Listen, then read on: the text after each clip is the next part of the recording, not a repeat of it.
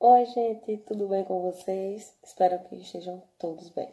Então, a aula dessa semana vai ser um pouco diferente. A gente está chegando próximo aí do dia 7 de setembro, né? Acontecerá na próxima segunda-feira. E aí, o que é que acontece? A gente já trabalhou várias vezes em sala de aula. Infelizmente, esse ano a gente não vai poder estar presente nessa data tão especial para a gente comemorar junto. Mas uma coisa se faz necessária. A gente não pode passar por despercebido e dizer que não sabe da história do Brasil, não é? Então vejam só. A gente já viu em vários momentos da geografia que o Brasil ele foi colonizado por portugueses. Primeiro, chega aí através das grandes navegações os primeiros portugueses, que dão de cara com os índios, os povos originários das Américas, né? Acontece disputas, vem um movimento de extração de minerais, de vegetais e vários outros produtos que as nossas terras têm a oferecer.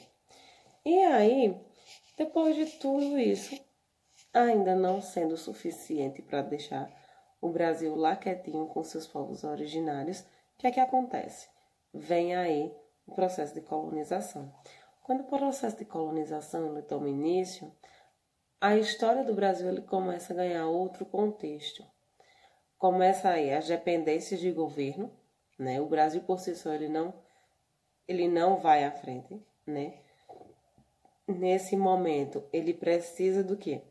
Do governo de Portugal para assumir a frente, puxar rédeas e levar um desenvolvimento maior, né? Tanto é que vários historiadores dizem que o processo de colonização no Brasil não foi uma coisa do acaso, mas sim foi um movimento planejado, que tinha, sim, um projeto idealizado no qual o Brasil seria colonizado e que, em detrimento disso, que era que Portugal lucrava, já que Portugal até então era os donos do Brasil. Ganhavam fins econômicos. Vários e vários projetos foram abraçados em cima desse processo de colonização. Tanto é que os primeiros governantes, se a gente pudesse chamar assim de governante, que veio a ocupar as terras brasileiras para ajudar a administrar ali toda essa história de colonização, são quem? Portugueses e que de confiança da coroa de Portugal. Até aí, beleza, isso a gente já viu várias vezes.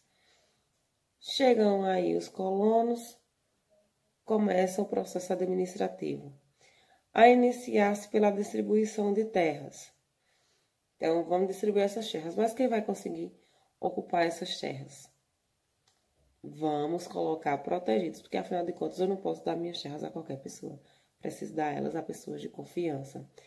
Só que, para Portugal, não necessariamente precisava ser alguém de confiança da coroa.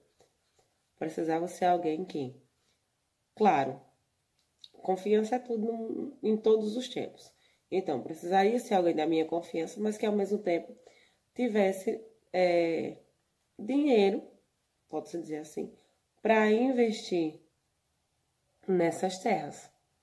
E é o que é que acontece? Essa distribuição de terras, eles acabam fazendo aí o seu jogo de cintura e distribuindo essas terras apenas para aqueles que fossem de confiança e que tivessem recursos financeiros para investir nela. Até aí, outro padrão. Quando essas terras elas são divididas, vêm os investimentos que são feitos nelas. Que aí tem o sistema de monocultura, tem o sistema de agropecuária. Agropecuária não, de pecuária. Que a agropecuária é um título que vem mais para frente na nossa história. Então, a gente começa com o sistema de agricultura, né? Claro que é interessante lembrar que o processo colonial começa em 1500, né? Ainda no século XV, dentro aí de um patamar mais idealizado para essa distribuição de terra. Quando o sistema industrial começa a ferver na Europa, é que se começa a intensificar o processo de agricultura aqui no Brasil. Então, é quando começam os plantios de cana-de-açúcar, que, consequentemente, dá uma tonificação maior aí no processo escravista, tanto de povos africanos, como também de índios, povos originários. E aí, todo esse processo, né, industrial, beleza, estamos investindo. Quando começa esse processo de investimento em monocultura e de pecuária, a parte litorânea do Brasil, ela tem o seu avanço e esse avanço começa a se aprofundar aí para as partes interioranas do Brasil. Então, a gente vai ter aqui na região Nordeste, uma representação em Pernambuco da coroa portuguesa e na Bahia também. E entre outros lugares, como por exemplo Minas Gerais, que começa a extração do ouro. E tudo isso dá o início ao quê? As vilas. Quando essas vilas começam a ser construídas, o patamar econômico do Brasil ele já está fluindo comercialmente sobre outros continentes. Até aí tudo beleza, gente. É a história do Brasil que a gente já conhece. Só que, quando a gente vem para a independência do Brasil, tem um X da questão que poucos de nós estudamos aí, ou até mesmo chegamos a citar, que é quando em 1800, na década de 1800, e 20, mais ou menos em 22, não, mais ou menos isso, 1822, Portugal manda o seu correspondente aí para o Brasil. E aí, o que é que acontece? Conflitos políticos já existem, não só no Brasil, que até então era colônia, mas o seu país de correspondência, né, lá em Portugal, está tendo ameaças, tanto da França como de outros países ao redor. E aí, o que é que o rei faz? Foge para o Brasil, juntamente com sua realeza. E aí, quando ele vem fugindo para cá, claro que o sistema organizacional ele muda. E aí, em detrimento, né, ele sai praticamente fugitivo, é como se fosse ele fugiu de uma guerra. E isso coloca o Brasil em outro patamar, né? E aí, todo o enredo que se coloca o Brasil, né, entre mudanças por abrigar o próprio reinado de Portugal, o Brasil ele deixa de ser colônia e ele começa a crescer num status civil. Esse status civil é por quê? Se é o reinado de Portugal vem morar no Brasil, o Brasil precisa ter uma qualificação, pelo menos em patamares de moradias, né? O sistema organizacional populacional começa a tomar outras configurações, os investimentos financeiros também começam a ter um avanço maior, e aí todo esse jogo de cintura para organizar o espaço para receber os grandes poderosos da elite nesse período é o que faz o Brasil começar numa estruturação maior. Estruturação maior, essa começando, vem aí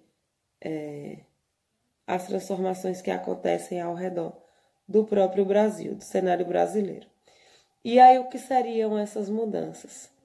Como citado antes, o reinado de Portugal vem para o Brasil fugido, né, de um ataque. E aí, esse ataque sendo sanado, né, não totalmente, mas parcialmente, e volta, boa parte da representação do reinado volta para Portugal, o sistema organizacional do Brasil não vai querer voltar a ser uma simples colônia.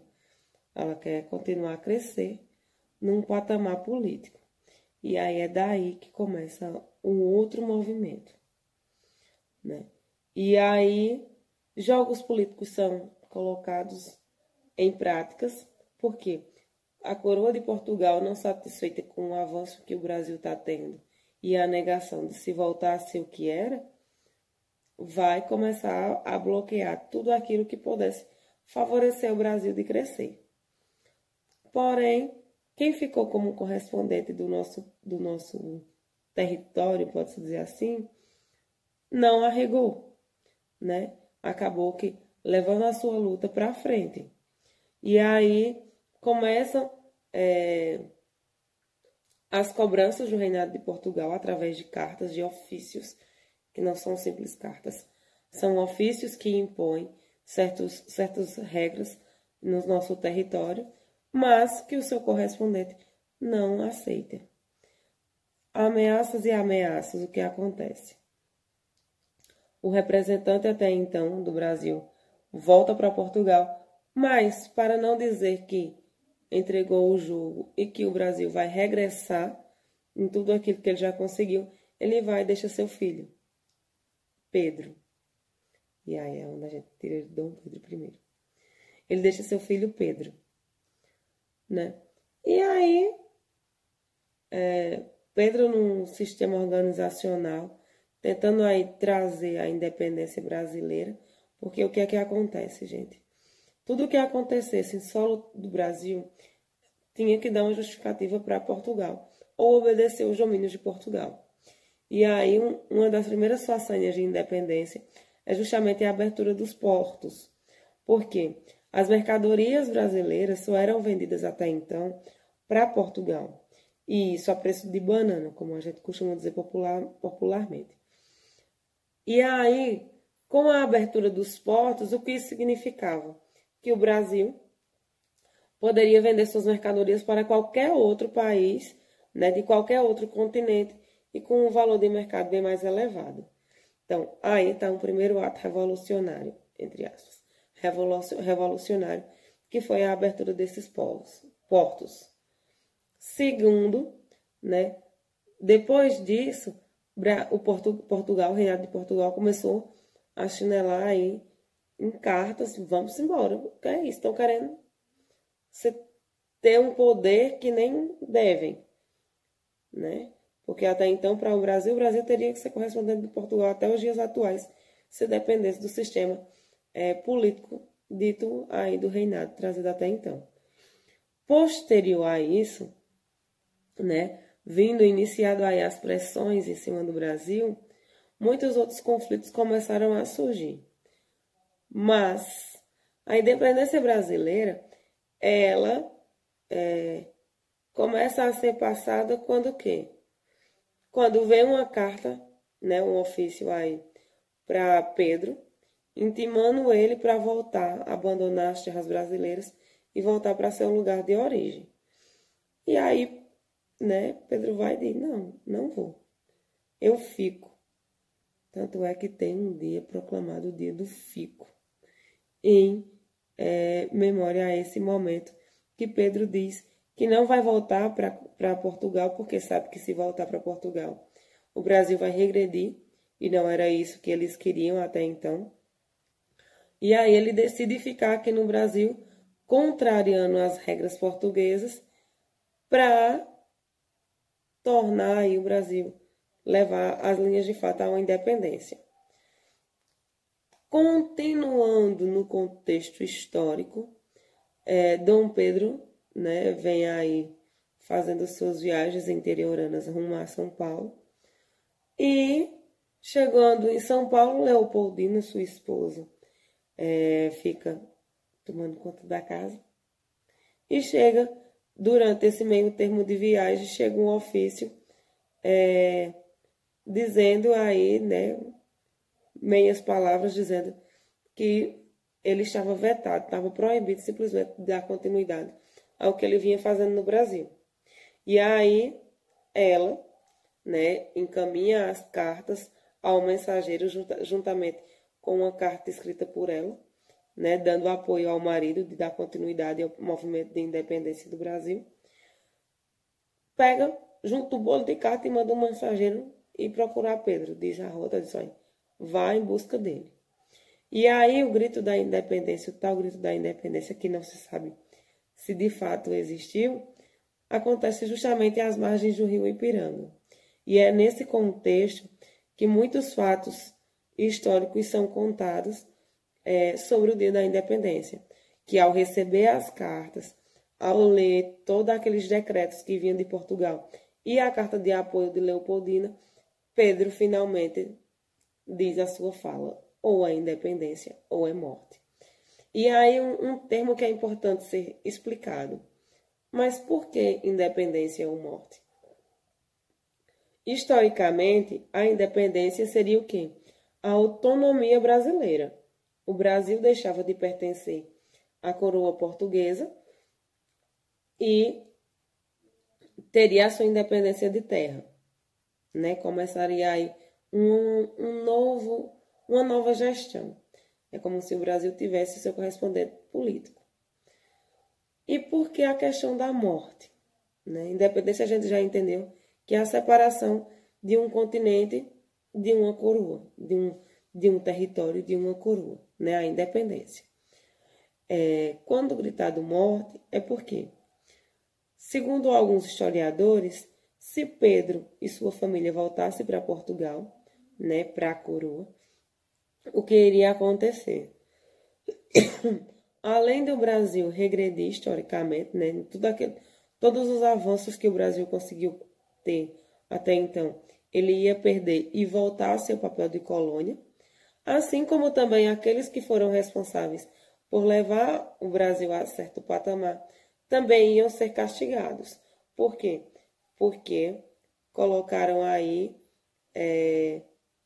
como é que eu posso dizer? Eles foram de contra as ordens que eles estavam recebendo, ou seja, eles foram de contra a hierarquia suprema, que até então era o reinado de Portugal.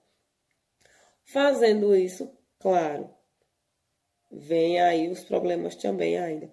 Não se encerram por aí. Dar-se continuidade a eles. Essa continuidade se estende aí mais algum longo de anos, né? Mas que por fim o Brasil ganha aí uma independência firmada em instância quando lançou um decreto. Então, tipo, muitos historiadores defendem que a independência brasileira não necessariamente foi no dia 7, mas que ela começa a ter início aí já desde que a família real vem para o Brasil. Isso já é um grito de independência para alguns historiadores. Para outros, vem com essa fala aí de Pedro, quando ele diz eu fico, e ele opta por ficar no nosso território para dar continuidade ao grito de liberdade. Há também aqueles historiadores que defendem essa teoria, que é o que a gente mais ouve falar do grito da independência, de independência ou morte. E há também outro grupo, não só de historiadores, mas também de muitos cientistas que defendem que o Brasil só se tornou realmente independente quando lançou a sua primeira lei perante a Constituição, que é a primeira lei da Constituição brasileira. E isso é o que firma o papel de independência, né? A primeira Constituição brasileira, a primeira lei, é o que dá o direito de posse de independência ao Brasil em relação a Portugal. Então, veja, em todo esse enredo de todas as histórias que aconteceram no Brasil, desde o período colonial até a sua independência, vários e vários enredos históricos e políticos e culturais foram traçados. Tem aí de boas que isso é uma coisa que a gente já está acostumado a discutir em sala de aula. Mas o que é primordial é a gente entender o porquê, a importância dessa intitulação, dessa independência que o Brasil ganha posse, tá certo? E aí, é baseado nesse dia, nessa data e nesse entendimento que a gente vai para as atividades, tá bom? Então, 8º ano.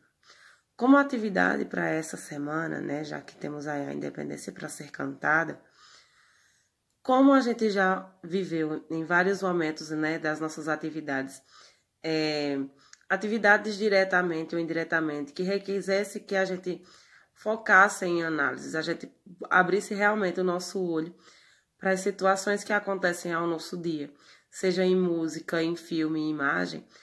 A atividade de vocês essa semana vai ser através de pesquisa. Eu vou disponibilizar para vocês uma atividade no grupo e aí ela vai em forma de Word. E o que é que contém essa atividade? É justamente um jogo de imagens relacionadas à independência do Brasil que vocês precisarão analisar uma por uma e narrar aí uma sequência que eu descrevi para vocês na atividade, tá certo? Então, abram aí o olho. Lembrem de todos os conteúdos que a gente já estudou relacionado ao Brasil. deste período de ocupação das representatividades coloniais e culturais, a diversidade populacional. Analisem essas imagens e me digam aí a opinião de vocês a mercê do que foi proposto, tá certo? Qualquer dúvida, vocês me chamem, tá bom? Lembrando, a atividade está sendo enviada em Word, então ela pode ser respondida no próprio Word, ou então vocês podem responder no caderno e me enviarem a imagem. O importante é me enviar as imagens, tá bom? Um grande cheiro para vocês e até mais.